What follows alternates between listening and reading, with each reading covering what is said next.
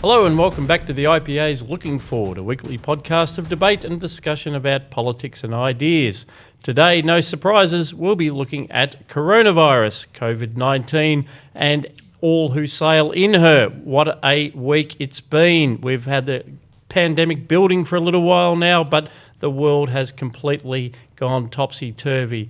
We'll be looking at that, the stimulus packages that are being rolled out in responses, what it means for the political system, how our political systems are standing up, and what all this means for we as citizens trying to go about our daily lives and still actually trade, exchange, and be with other human beings, which is, after all, the point of existence. To talk about that and related issues, and also for our fabulous books and culture segment, I have with me in the studio, first of all, Kurt Wallace, Research Fellow at the IPA. Thank you. Thanks for joining us. Terrific piece in the Spectator Australia about quantitative easing, the Reserve Bank, and various insanities of that ilk. Also in the studio, our wonderful Director of Policy, Gideon Rozner. Thank you, Scott. Gideon, great to have you. Great to be here as always. Jacket's off. You're feeling a little bit hot, mate? Yeah, no fever. Well, I've ordered a thermometer online, but it hasn't arrived yet. But I'm surprised you can still get them.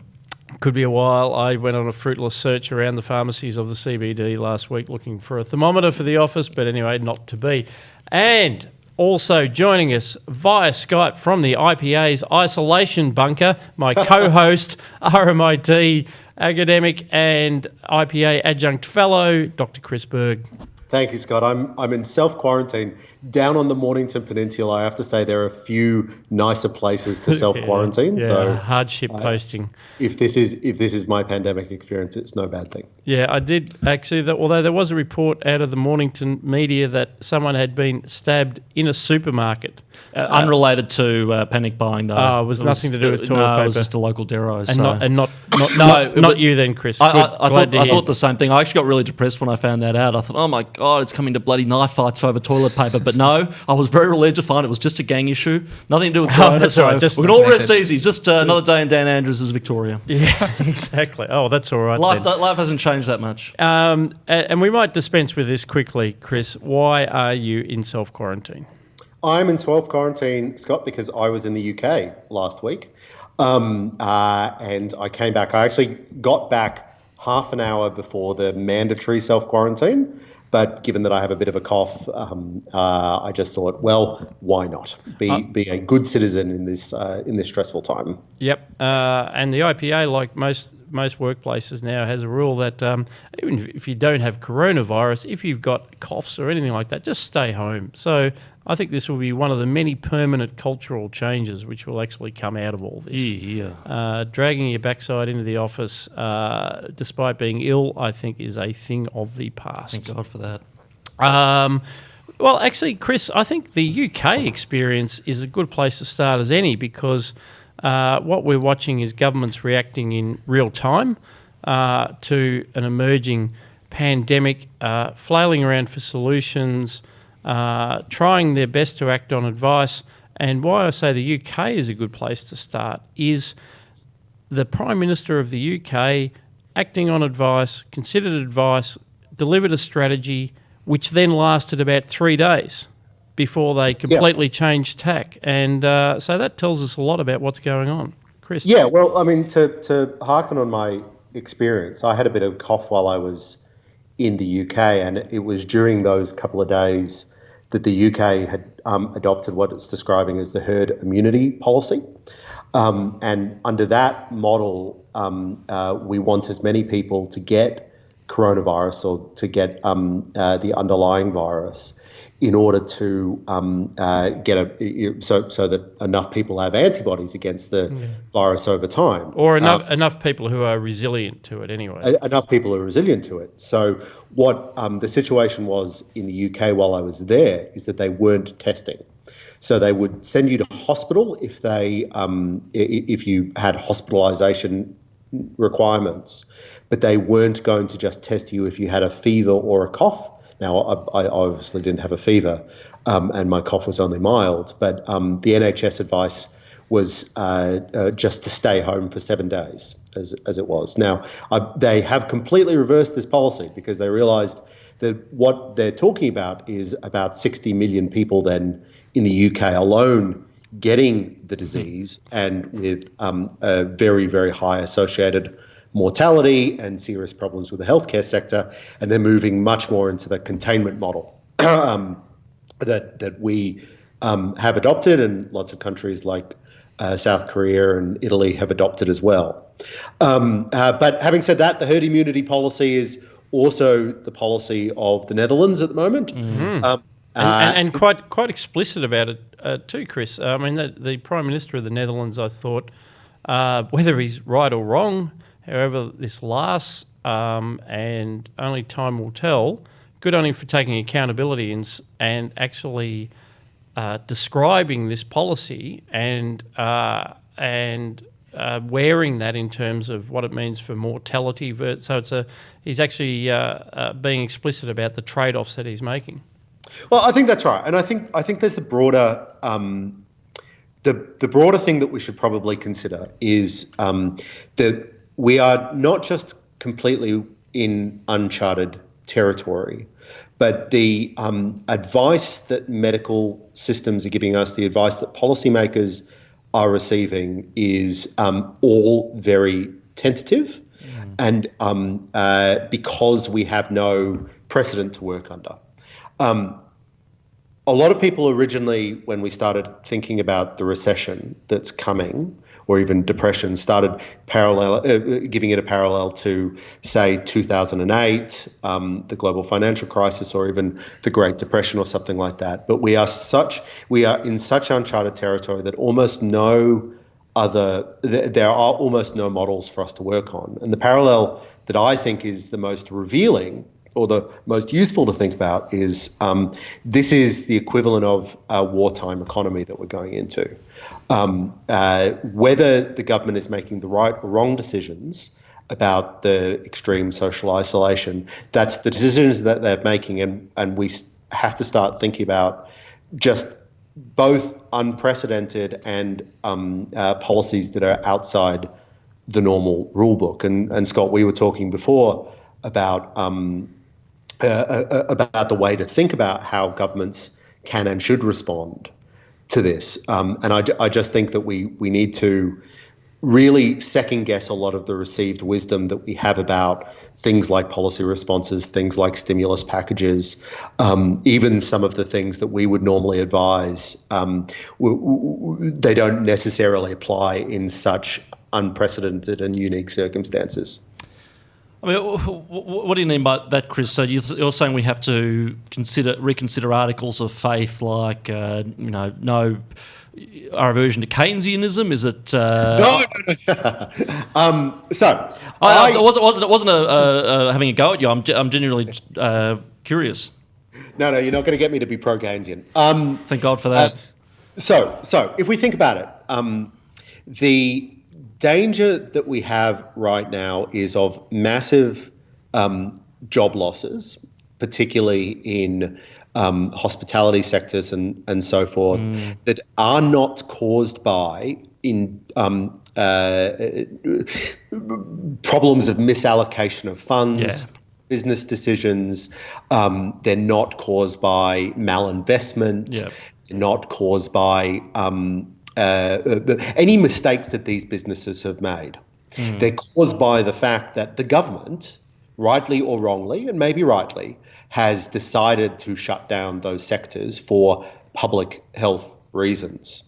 And so when we're thinking about the public policy responses, we should be thinking about public policy responses that tackle immediately the effects of the public health decisions that we have made, not just random stimulate the economy like we did or might have done if this was a demand-driven recession, if this was a credit crunch, any of these normal range things. We're not talking about a financial sector crisis where we might say that the finance sector made bad decisions.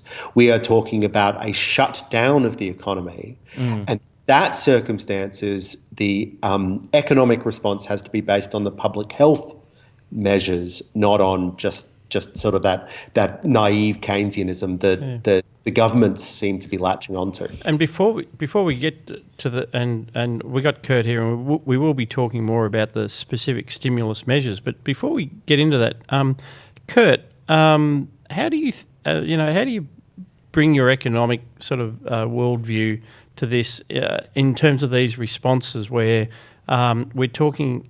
How do we think about the potential impacts coming out of public health recommendations? So if a public health expert is only focused on public health, they might say, well, let's do X because that's the way to fix that. I mean, how do you work your way through those issues? Well, I think that's something that pops up is that, have one expert in one area saying, even in like climate change, you have scientists saying this is the effect of CO2 on the temperature, and therefore then going on recommending economic responses and not considering what the economic outcome of that is. So you have, but they still enjoy the aura of being the expert in that field, and then are assumed to be able to speak to a whole host of related issues which they don't have expertise in. Well, that's the fascinating thing, and I'm at the back of my mind, I'm thinking, how will Australia and the world indeed be a different place, especially in our sphere of the universe being public policy eggheads after this is all over?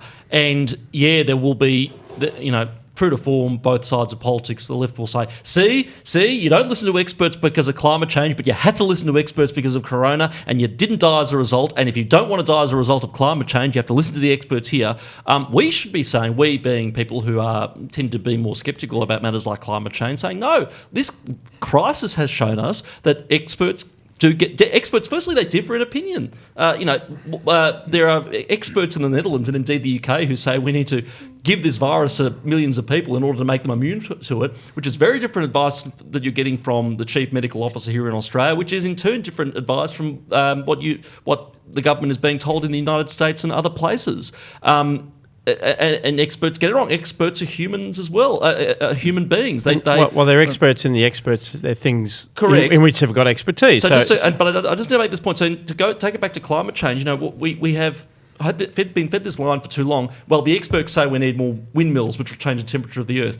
Some experts might think, and there is legitimate, scientific argument to say that climate change is bad and so on. There are other experts who say the Earth climate might be changing, CO2 might be having some sort of impact, but it's not as bad as we think. Other experts, like Bjorn Lomborg, for example, might say, well, climate change is a problem, but the solution is something different. So I think what we need to do is bring about a change to the political culture where, of course, we need to listen to experts. We need to listen to people who are qualified, but we don't have to blindly accept everything that somebody who happens to have a university degree tells us. And we need to use our heads here. We need to use a bit of common judgment, because otherwise you get a situation in which when you have two competing experts telling you slightly different things, people panic and start beating each other up for toilet paper in the aisles of our supermarket.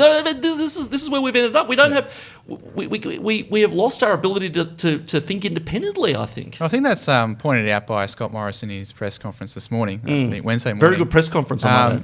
Where he makes the point, not listening to all of the rumours out there, just listen to our trusted sources. Yeah. And he's saying, there's all these experts out there, but I'm telling you to listen to my experts. My experts are better than yours. Correct. Which is really what a lot of debate in the public realm comes back to, is you choosing to go with your experts over the others. You look at economics. Economics, you couldn't have a more divergent field of opinion. With people recommending the complete opposite policy prescriptions. So I think that is an issue of looking at how we think of experts and the role we give them in public debate. And I think in Australia we seem to have a certain heightened problem with this. I think we have a sort of tendency towards technocracy, which I think is really the number one enemy of freedom, is technocracy. But I think we have to make the distinction, though. I think the political culture, and certainly the political class does, I think that the Australian people do think for themselves and do say, no, hang on, that doesn't make sense. You telling me, for example, there are 88 genders? That doesn't sound right to me. Anyway. So let me speak up. Let me speak up for expertise here, because thanks, Dr. Berg. Yeah, exactly. So because I represent academia, I think This is a unique situation insofar as that there's a just massive amount of uncertainty. And the challenge that the policymakers have to tackle is how do you make decisions that could be hugely consequential, and we've all seen vastly different assessments of the danger of widespread, if this disease becomes very widespread. The governments have to make very, very consequential decisions. Yep. Now they have to do so informed by experts, but it will always be the case that the people who make the decisions are responsible for those decisions. And right now those are, the National Cabinet, which I know we'll talk a little bit about, but, Scott Morrison and appointees, political and technocratic appointees to the government. And under no circumstances can we allow anybody to hide behind those technocratic expertise, because what they are doing is they're making political judgments under uncertainty. That I don't see that is completely unavoidable, but we have to understand under what circumstances they're making those decisions. I actually want to go somewhere else with this. Sorry, Gids. No, that's all right. Which is, it's also about when to use experts. And I've been reflecting on this. I went to an event organised by a friend at the Melbourne Forum years ago, which was an address by Peter Doherty, Nobel Prize winner and expert on immune systems and pandemics. And he was spruiking his new book, which he's allowed to do, but it was and I remember sitting watching this, where he's basically saying, it was post SARS, I think.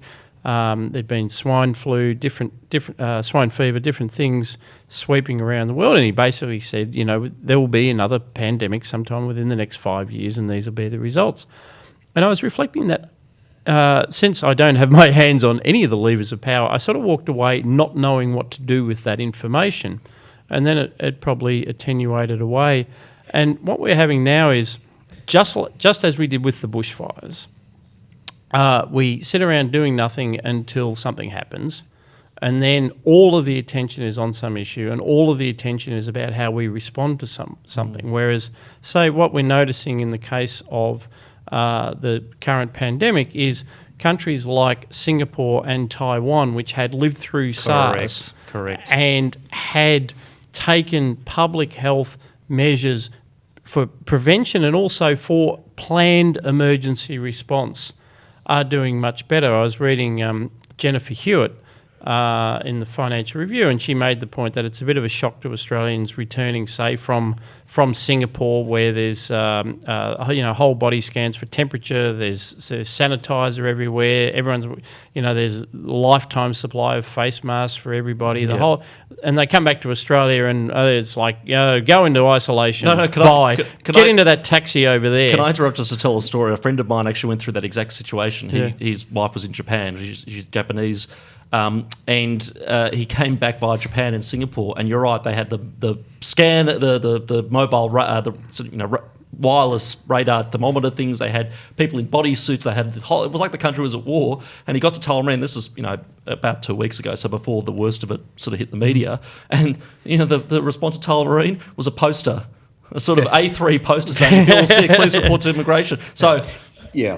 Go on. It is ramping up quite significantly. And when I went through Perth International, they had a little stand. It was mainly posters, but they had a little stand and someone in the full outfit. But it takes time. And No. You're letting people off the hook here. I'm saying that people like experts like Peter Doherty had said this is coming down the track, and across a range of fields. Like Australia has been in la land on a whole bunch of things. Greg Sheridan was drawing an analogy in the Australian on Saturday, say to the National Fuel Reserve, which is meant to be 90 days. Instead, it's like about 5 weeks. The threats Australia faces, our political system is unable to cope with and actually mobilise for effective preventative response. and then we put all the focus on just cobbling together a response. We only seem to be able to deal with one issue at a time. Yeah. God forbid that this pandemic had have started during the bushfires. Our political system would have collapsed because we would have had to deal with two issues at once. That's true. Oh, God. Sorry, Chris, go ahead. No, you're right. No. Look, so I think there's a lot to that, but we shouldn't overstate there is such thing as too much preparedness for every potential scenario as well, because it is actually very expensive to do the sorts of things that places like Singapore and Hong Kong and Japan and Taiwan have been doing for the last decade. And if you've travelled through Hong Kong any time in the last decade or so, you'll have seen as you enter the airport, as you leave or travel through the airport, I should say, there'll be these heat detectors, but they won't be used. They'll be just sitting there defunct. Now, they're easy to spin up, but it's not like they've been scanning people for disease forever and constantly. It's just not the case. There is a concern that I have that as we come out the back of this, we may take the lesson that we should be over-prepared for all potential contingencies into the future, and that could also be quite damaging, especially as we try to spin the economy up. Now, I take all your points, and I think that's all correct, but we shouldn't, on the other side, over-invest in precaution if that means that the good times won't be as good. We have to prepare for the worst, but we can't be too precautious. Yeah. But I think there are issues like with like the fuel reserve. Like it's pretty like we've committed to. We should have at least 3 months of capacity there, and it's only at a month. Like that's something that's been a strategic weakness for some time. That should be a no-brainer that we need to increase that, because if we had a supply chain issue with fuel, then the whole country would come to a complete rest in a month, and there'd be no food in the supermarkets. So the trucks would completely stop. Yeah, so, do you think there'd be panic buying if there was no fuel in the damn country? Yeah. So when you're considering risk, you need to consider quite a basic step to avoid a complete catastrophe. And the other thing that has sort of been in the media a bit is our reliance on other countries for medication, and particularly on China for medication. Now, this is, there's a couple of issues here. First of all, there's being dependent on a supply chain for something as crucial as antibiotics. The other thing is having that being controlled by the Chinese Communist Party. Now, it doesn't. I think to most people it seems foolish at the least to be completely dependent on our enemies who are willing to use these things as a weapon against us. Yeah, I think this is, it will ramp up and turbocharge the conversation that within the right we've been having for some time, which is, and the people like myself, quite frankly, who said, who believe the dream that if China just became more economically developed, it would embrace freedom and liberalism and democracy like we have. That obviously has not been the case. We have to ask ourselves very hard questions about the extent to which we rely on the People's Republic of China. Not least of all, one thing that this has really brought home to us is our over-reliance economically on education as an export, especially in that one market. And Chris, I'd be interested, as our token representative from academia, on your thoughts on that. I mean, how do we unscramble that egg, or do we need to at all? So I think there are 2 points there. First of all, it would be devastating for our pandemic preparedness and response if we were to try to be self-sufficient on critical supplies.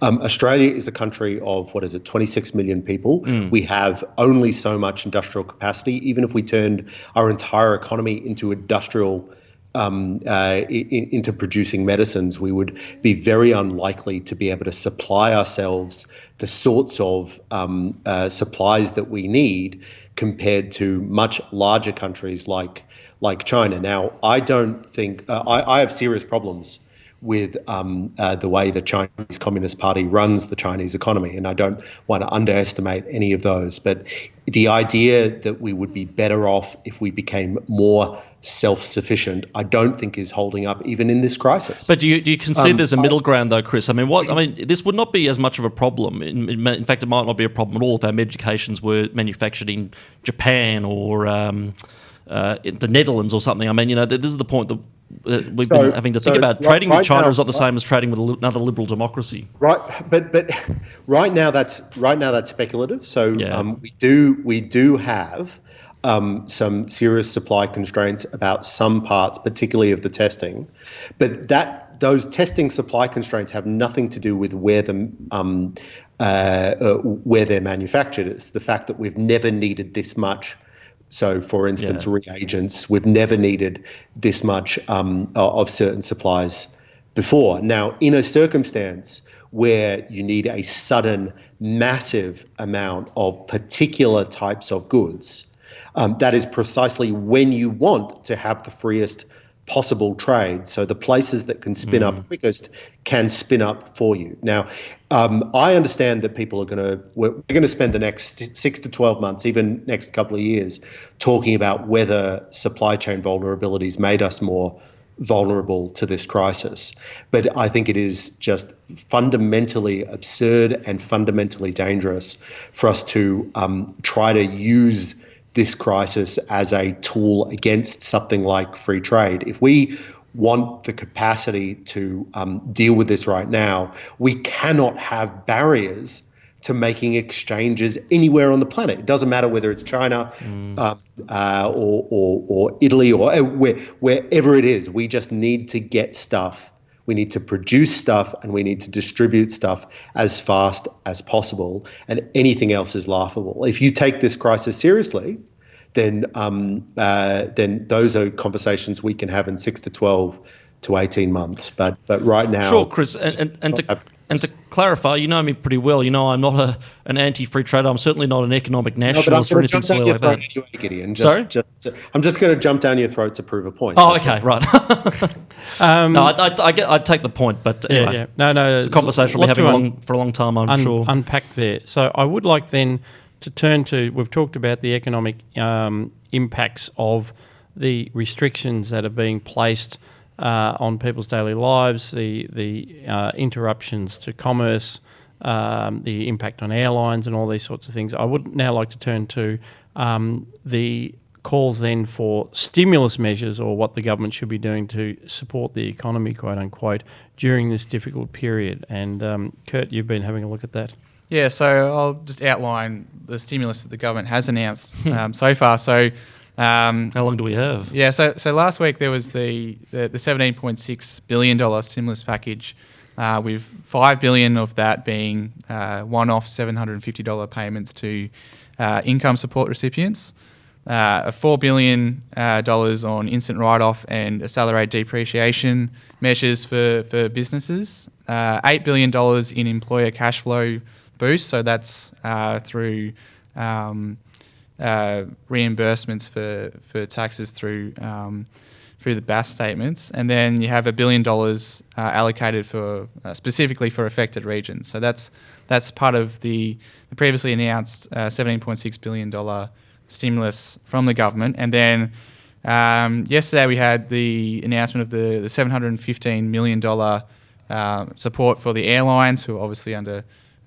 major stress. And so that $715 million is through reimbursements for government-imposed charges. So this is through reimbursements for air services fees, fuel excise, and regional aviation security charges. And so that's backdating to February 1st through to April 30. So that's the major stimulus support package that has been announced by the federal government. And Morrison, as indicated this morning, there's more to come on that front, which is open to wild speculation what exactly the details of that will be.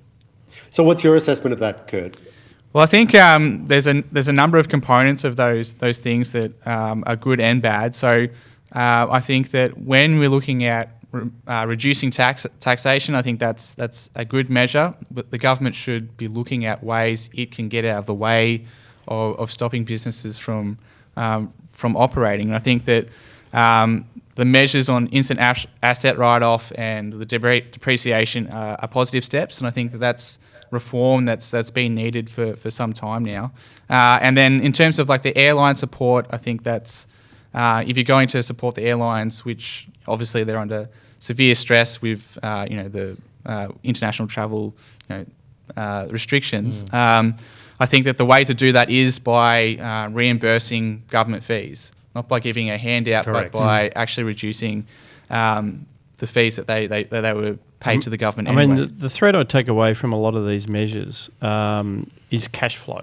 And as Chris said right at the top of the show, that's the difference between this and what you might call a classical sort of ideal type of a recession where, the business cycle turns and businesses at the margin who are the least efficient and so on go under, and that's almost, a net improvement in the average productivity of the economy. What we're talking about here is a shock, which is driven by something nothing to do with economics, but does reveal some vulnerabilities, mind you. I mean, this was almost the correction, the recession that we, we've predicted 5 of the last 2 recessions. I thought you were going to paraphrase PJK there for a second. Yeah, almost got there. But this focus on cash flow is right, because no small business, no airline, for instance, very few businesses can survive this kind of cash flow crunch that we're looking at, and that's so they've addressed that well, I think. Yeah, I think that's. I think I'd add that for now it's just it's a shock that's affecting the cash flow issues. I think that we've been talking about a recession on the cards for some time now. And we're overdue. You just have to look at the Reserve Bank's actions all through last year. There was very concerned about the track that we were on.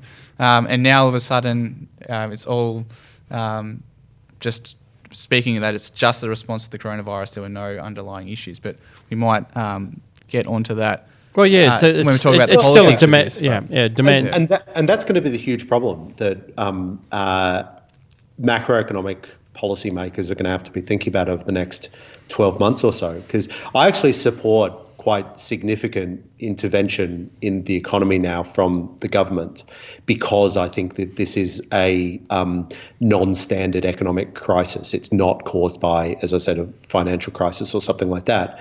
But when it intervenes and when it makes sort of targeted interventions in various sectors, it's also going to encourage the same malinvestment that a normal recession would have cleared out.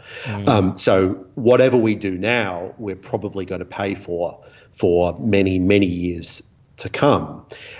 In that sense, the government's also got to be thinking about, okay, well, what's the path out of all these both interventions, and what is the growth strategy that comes off the back of the coronavirus? Because coronavirus, the worst case scenarios are 6 months or something like that. I think Scott Morrison this morning was speaking about a 6-month time frame for a lot of the policy interventions. But what happens after that 6 months? And we've got to be thinking, how can we restore a growth rate to the economy that gets all the people who are going to be displaced from particularly casual jobs and so forth, how can we get them back into the workforce as quickly as possible?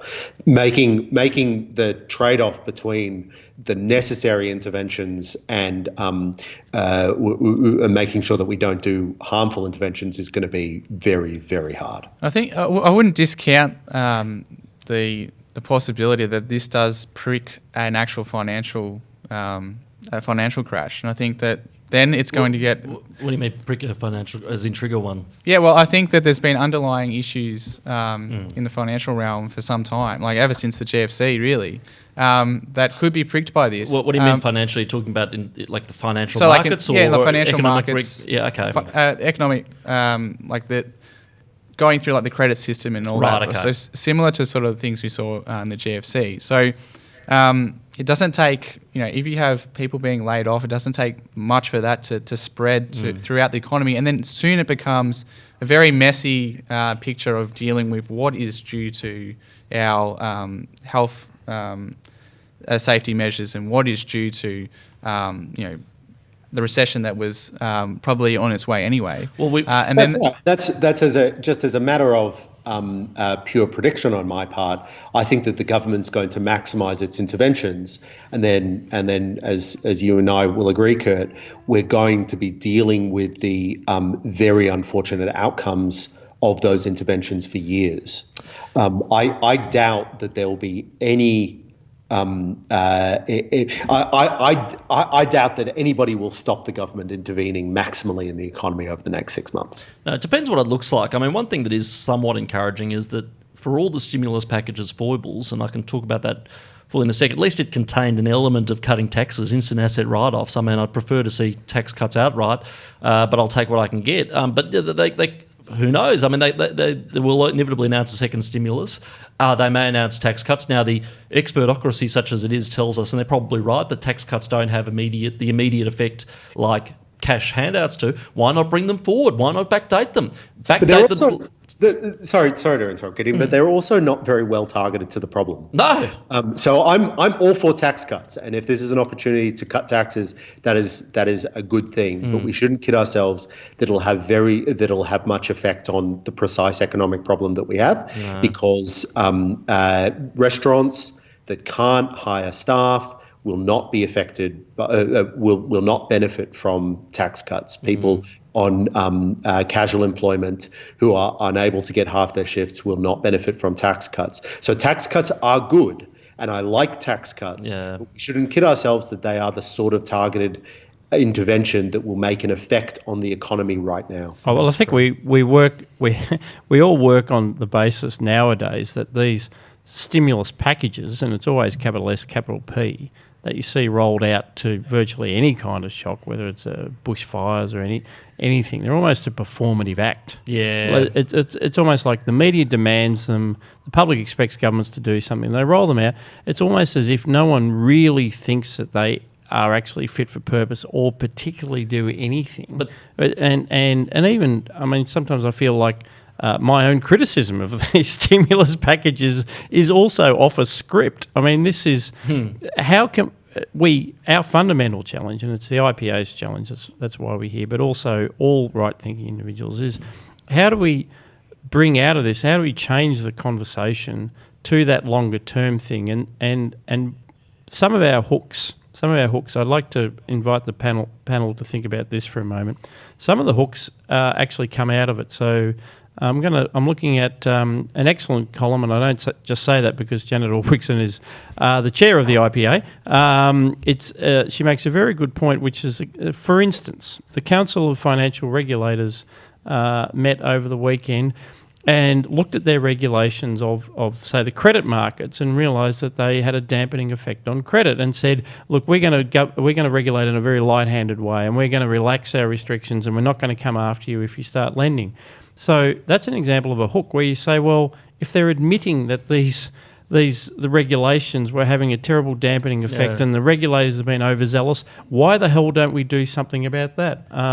Instant asset write-offs would be another example. Kurt, how do we change the debate to actually bring it back to focus on the underlying things? Like even I've seen governments talking about a freeze on various utilities. Why the hell has it always been assumed that they could keep jacking up their prices by 3 or 4% every year in a climate when the price of everything else is crashing? Well, I think it sort of demonstrates that, a lack of ambition on the government's part in terms of their lack of reform. Like the coalition government's been in power for 6 going on 7 years, and they haven't. Sorry, in office, but not in power. Yeah, well, as someone has remarked. Yeah. Well, that may be the case, but the issue is that they haven't been pushing forward any of these reforms, even like the tax cuts in last year's budget, which were very good, delayed to full effect for 2025.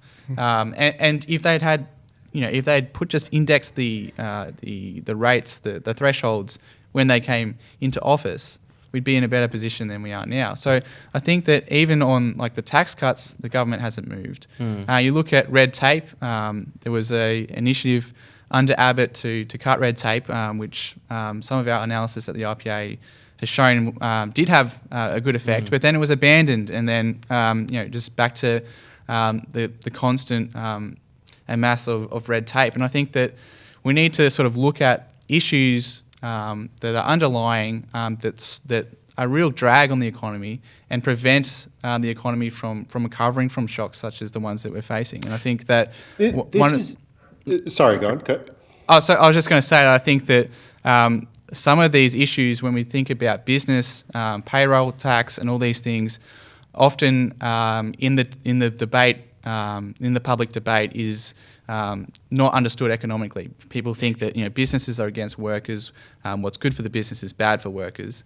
Whereas I think that even when we're looking at the response to what's happening now, that we can see that what's good for business is obviously good for workers. We need to make that case and to look at ways that we can get the government off businesses' backs so that they can help the workers and flow straight through the economy. On a political level, don't underestimate the capacity that the other side and the cultural left will have to use this to their own ends. We're already seeing it. So there was already people galore out there saying, aha, see how important a public health system is? Using opportunistically this crisis to almost scare people more into what could have been if this wonderful thing called Medicare wasn't there. But I saw, what's her name, the head of Per Capita yesterday tweeted something to the effect of, this has shown us why we need to restructure the economy to better meet human need and care for the planet. What has this got to do with environmental issues whatsoever? There are people who say that the wave of panic buying we are seeing is because of, quote, rampant capitalism, and it would have been more preferable if we had a situation in which goods like toilet paper and bread were doled out by a central government. I mean, this is really, really loopy stuff. So I personally was planning on holding back on making overtly political comments about this, but after spending, as I do, too long on Twitter, I'm saying, no, we need to be out of the blocks now. We need to be fighting back against the outbreak of corona has been bad. The outbreak of rampant and obnoxious statism as a result of this will be even worse, and we have to start pushing against it now. We have to mobilise. We have to organise. And Chris, while you're gathering your thoughts, I will make the flippant response also that in terms I rarely gather my thoughts. in terms of saving the planet, this is actually the opportunity to bring back single-use plastic bags, which are much more hygienic. That's right. Than telling people to bring in your goddamn Hessian sack and carry that around a supermarket. Correct. After you've coughed all over it. Correct. I'm going to tweet that later today, actually. You know what's great at stopping the spread of disease? Plastic. I said it. Single-use plastic bags are the most hygienic and brilliant product on the market. Plastic gets a bad rap. We should celebrate plastic. Chris. Okay. So, I mean, this is a bit of a theme for 2020 because we had this conversation in the wake of the bushfires. I think what the lesson of the coronavirus is going to be is that it's not that we need to make our economy more socialist, or we need to involve the government more. It's that we need to make our economy more resilient.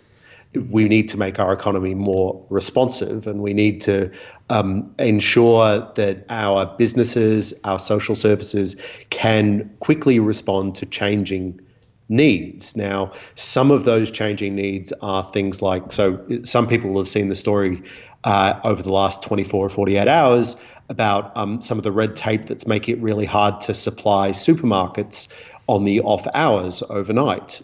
The idea that we have red tape that makes it harder to tackle this crisis is catastrophic, and is one of the reasons that we've always been opposed to overregulation in the first place, because it makes our economy less resilient, because it makes our economy less capable of responding to unpredictable shocks. I think the bushfires taught us a lot about that, and I think the coronavirus is going to teach us a lot about this. So it's not the problem for today, but the problem for the next couple of years is to restructure our regulatory frameworks so that businesses can make quick decisions about where to put staff, about how to manage economic exchange and production in environments that we're not ready for and we're not used to. If this is an opportunity for us to start rethinking some of those sort of stale nostrums about the importance of having lots and lots of regulation, this is that moment. This is that moment indeed. One of the things that businesses and organisations are doing, of course, is practicing some social distancing, encouraging some or all of their staff to work from home. And, of course, we believe that anyone who's meant to be working from home should be working at home. But if you are at home and have more time on your hands and are looking for recreation, we have come to that part of the show, which is our books and culture segment. We are going to talk about what we've been reading, watching and listening to, and we will have real tips for you to while away those excess hours. I should mention, by the way, that Looking Forward is a product of the Institute of Public Affairs, which relies entirely on support from members and donations from members of the general public. We do not accept government funding. If you're not already a member, please do go to the ipa.org.au website and find out how you can join or donate and access some of our terrific research and get to know some of our terrific people. Who's going to lead us off here? Oh, I might as well go first. Since I stared you down. With my very serious and intellectually weighty contribution. Well, people are looking for distraction. Well, actually, this is distraction. Absolutely, that's what we're here for. I've been listening to a podcast about. It's called COVID-19. Is it right? It's a product of ABC News that network. Right. No. The American one. It's excellent. Really? Okay. But Berg told me I wasn't allowed to make that my culture pick because we'll have done coronavirus to death. Well, we've done it all. Well, anyway, must be hard living under my dictatorship. Yes, the Bergocracy. No, I embarrassingly, I haven't been reading all that much in terms of serious books since I finished off Capitalism and Freedom, which I reviewed last time, but I have been playing this game. It's a video game that came out a few years ago. I've been playing the phone app version. It's called Plague Inc. or Plague Incorporated. So not from Australia, otherwise it'd be Plague Proprietary Limited or Plague Limited. Anyway, it's a game in which you simulate creating a public health epidemic. You can pick a bacterial infection, a virus, a fungus. So do you play the epidemic? Yeah. So you pick this is a very poor taste. So, well, no, this is the thing. So, and then what happened was I used to play it years ago. I think 3 or 4 years ago, I used to have it on my phone and played on the tram and whatever. And when all this talk about spreading and transmission and mutating and everything else, it jogged my memory, and so I downloaded this old game again. And yeah, so basically you pick the characteristics, nausea, vomiting, and you can sort of dial up the characteristics. You get more points for more people infected and so on, and you have to sort of make this virus infect as many people as possible before the scientific community finds a cure. Anyway, it's addictive and like all those phone games are, but it is a very, very good educational tool if you want to understand more about how these things spread and how we should prevent them. So there is method to the madness here, and I didn't just callously bring this up because we should remember, of course, that it is a serious virus for a lot of people, and we don't want to make light of it, but as something to pass the time, and also, as I said, to sort of simulate or get your head around why this is a problem and how it's spreading. It is something that is very topical and might be a little bit enjoyable and make people's lives a little bit more pleasant in lockdown. What a remarkable culture pick. No, I think it's tremendous. Well, in many ways, high culture, Chris. High culture. The algorithms in this game, I suspect, are not greatly different to those that are actually used by public health professionals. It touts itself as being hyper realistic. When they stand up there, stand next to President this or Prime Minister that, and there's all these charts with curves of varying shapes saying this is how it's going to unfold over the next 3 months or whatever. I'm sure they're just using exactly the same set of algorithms. And if you can tweak them, we'll increase social isolation by this amount, or this famous R constant, which is the rate of transmission, the mortality rates. We're getting better and better estimates all the time. Mortality rates appear to be about 1%, but half of people who get the virus appear not to have any symptoms. Well, how many charts have we all poured over on Medium and things like that with exponential curves and things like that? Yeah, so it's. And as Berg said at the top of the show, the problem is probably not the models; it's the data that's going into them. Because we just don't know. So we just don't know. Good fun for those of us who don't happen to be epidemiologists. I know that Kurt has a reasonably serious one, so I might jump in here. which is Star Trek Picard, the latest show on the streaming service. I'm watching it on Amazon Prime. Anyone who's out of the Star Trek tradition will be all over this like a rash. If you're not, I still do commend it to you. It probably is a bit of fan service. It'd be hard to pick up if you haven't been through it. At the very least, Star Trek The Next Generation, where Jean-Luc Picard made his name, the actor Patrick Stewart. This is picking up the story after something like 25 years. Patrick Stewart is 79. And for those who are fans, it is just remarkable watching him just go around again and do his thing. Star Trek for me is a guilty pleasure, I must admit. There's been a lot of complaints in this segment over our historic 55 episode run that science fiction, that movies have all gone woke. Star Trek was always a little bit woke. Just a little. Just a little. It was started by, the creative genius was Gene Roddenberry.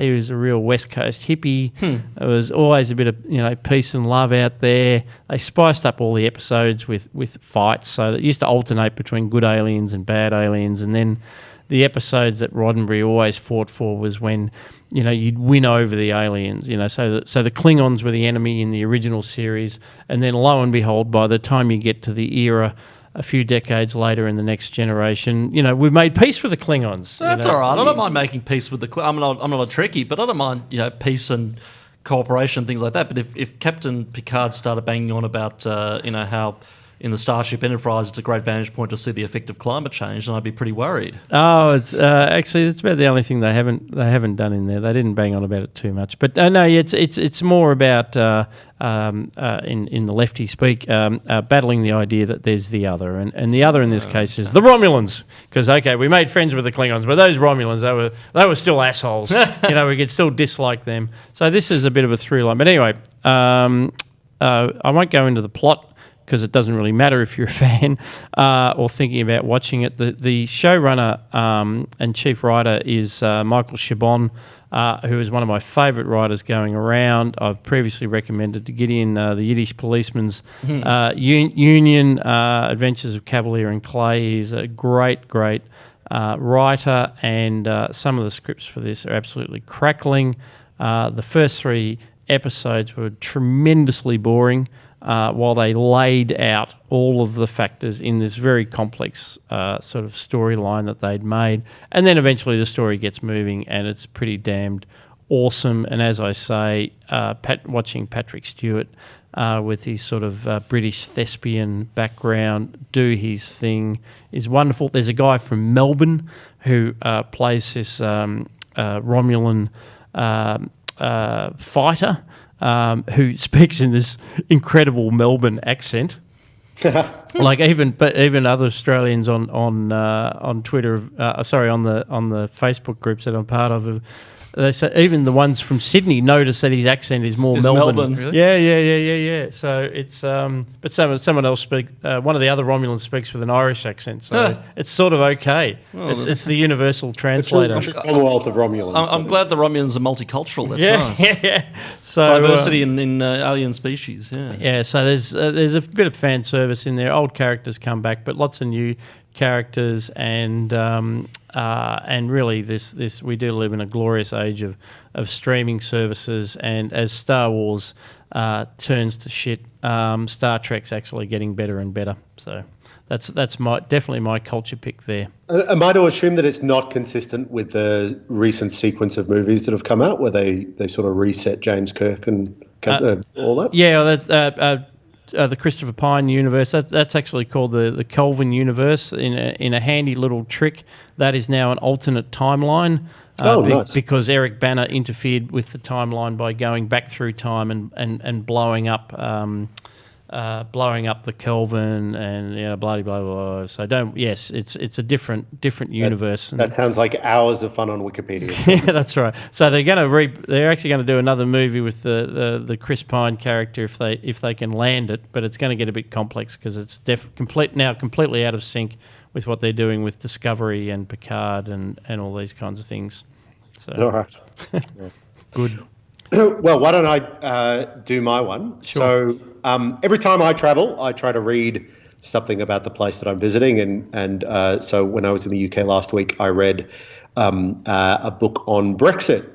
Tim Shipman's, it's called All Out War, the full story of how Brexit sank Britain's political class. The book was written in 2016. It's actually a very, very good book. People recommend it very highly, and I can see why, as a very comprehensive outline of not how we got to Brexit, but how the campaign unfolded, how the different political parties and different and Remainers and Leave interacted both within themselves and between. And there's a couple of really interesting takeouts that I had, and one of which I understood the absolute, regardless of where you stand on Brexit, Jeremy Corbyn's performance was just abominable as a man who clearly could not stand up to the demands of the time that he was in, unable to really make a decision about whether to support Brexit or support Remain. Just a humiliation from the Labor Party's perspective. And if you were a Remainer, and I'm not a Remainer by any means, but if you're a Remainer, you would be very right to be absolutely incandescent with rage about Jeremy Corbyn's performance, his inability to join the campaign in any way really kept the Labor Party out of the game almost entirely. So that's why Brexit ended up being Conservative Remainers versus Conservative Leavers. The other strong takeaway, and this is something I didn't really understand, is how much both sides, because of the strange nature of a referendum, both sides ended up acting like, by the end of their campaign, governments in waiting. And the Leavers actually started out putting policy proposals that obviously they had no capacity to implement and no way to, because they didn't hold the government. They weren't a government in waiting, but they realised that as the campaign went on, people wanted to know, well, what will the post-Brexit policy be on this?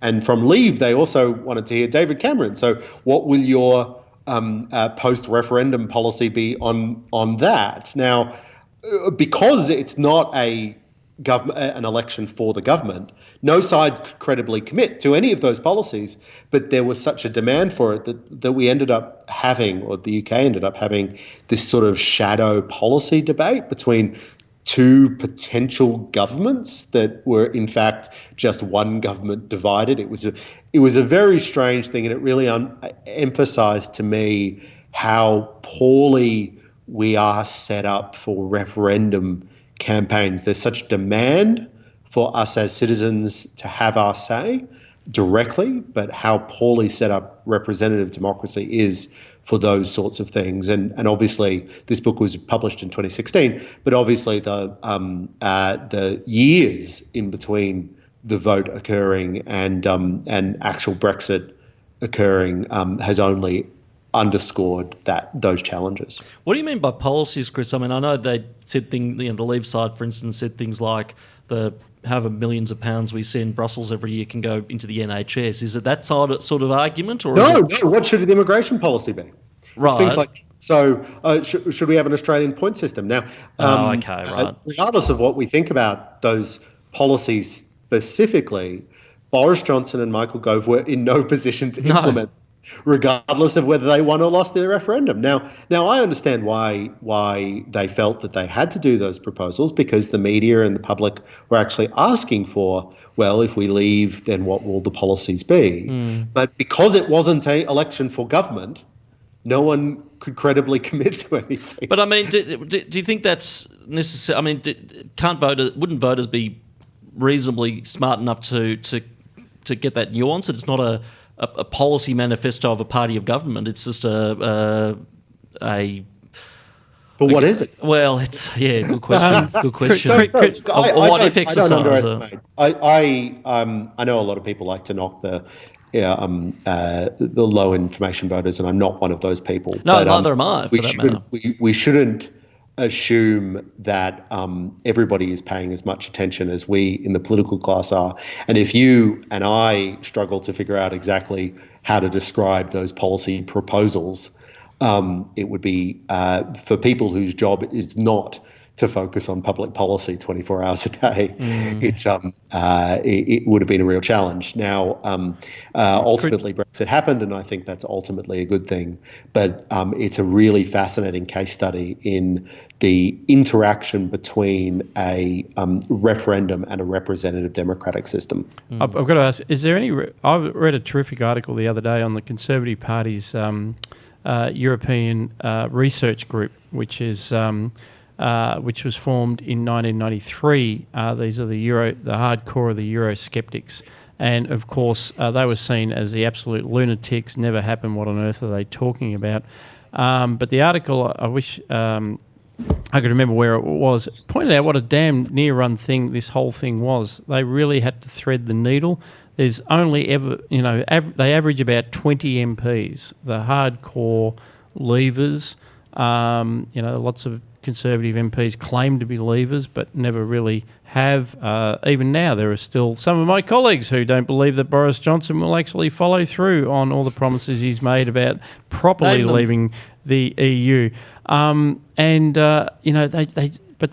took advantage of the little leverage they had. Their gift was when that silly Theresa May had the election and left them with such a narrow majority, which made them players. And then of course all those votes where if Labor had supported the deals that Theresa May was bringing back from the EU, then they would have been dealt out of the game. But they used what little leverage they had to actually bring down, first of all, Theresa May, install Boris Johnson, and then work to secure Brexit. Just amazing. That's right. And again, and that's all in the book. It just comes to. So you may have seen the Brexit movie with about Dominic Cummings, yes, which is good fun. It has some factual issues. That was brilliant. Obviously. Oh yeah, it was a hatchet.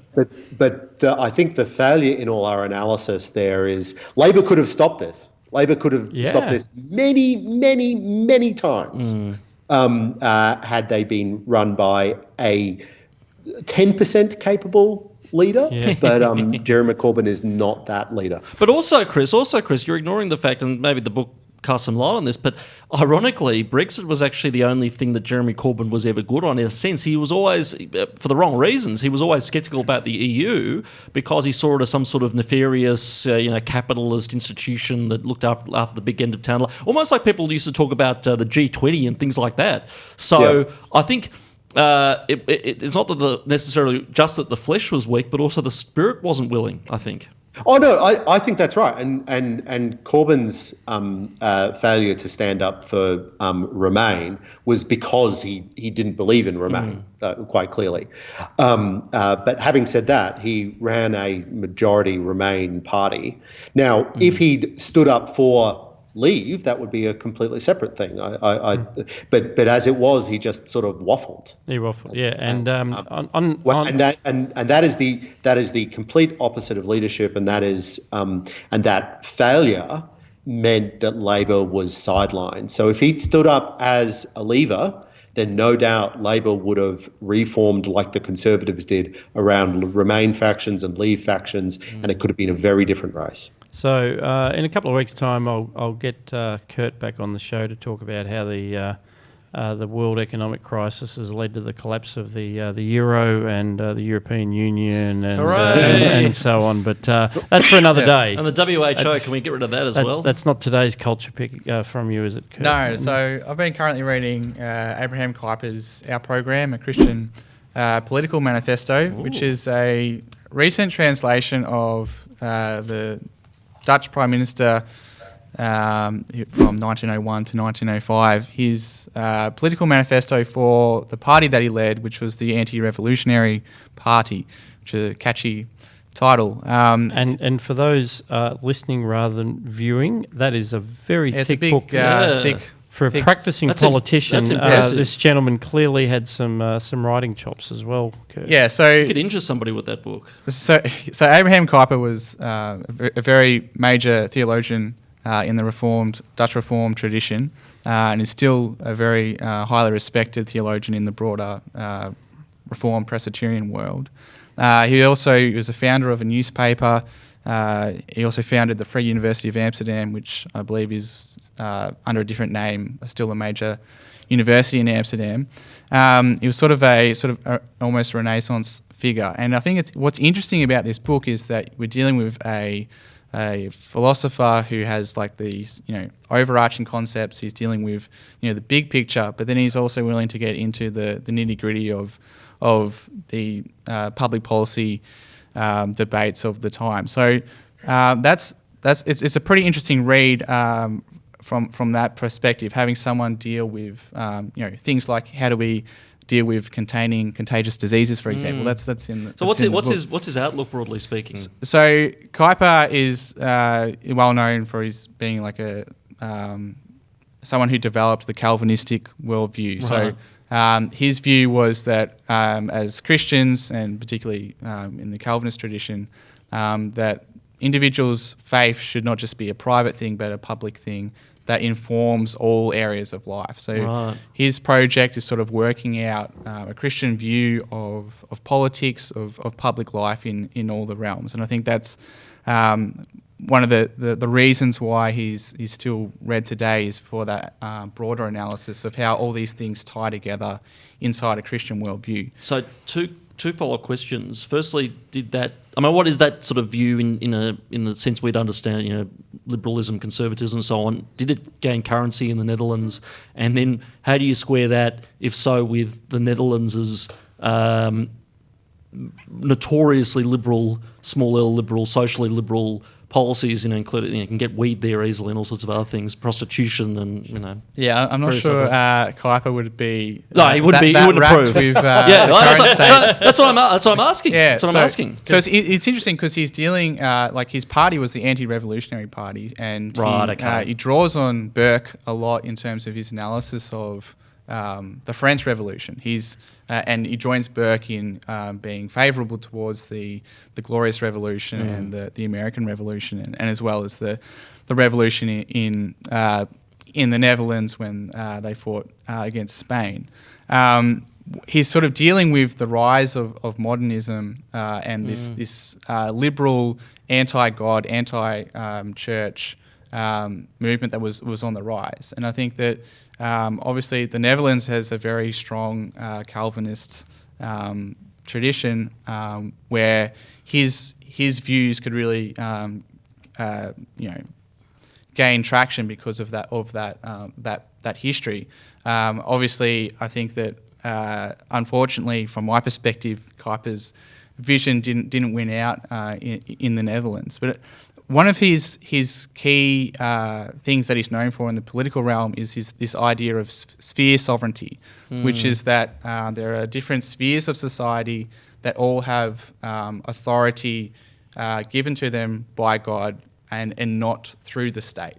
So the family unit has authority in it directly for God and not through the state. Oh, get around that. Businesses have a sphere of sovereignty. All of these spheres of society are not centrally controlled, and the government needs to stick in its lane and not interfere. Yeah, that's more like it. Yeah, and not interfere with the authority structures that God has ordained in all of the spheres of society. So this clearly has ramifications in views that would be held around this table in terms of limited government and not having the state become an all-encompassing thing throughout all of society. It's an interesting dynamic, and I appreciate we're almost out of time, but this is the sort of underrated function of religion, particularly for sort of libertarians like myself, which is it is a buffer against the state. It is, and that's why the left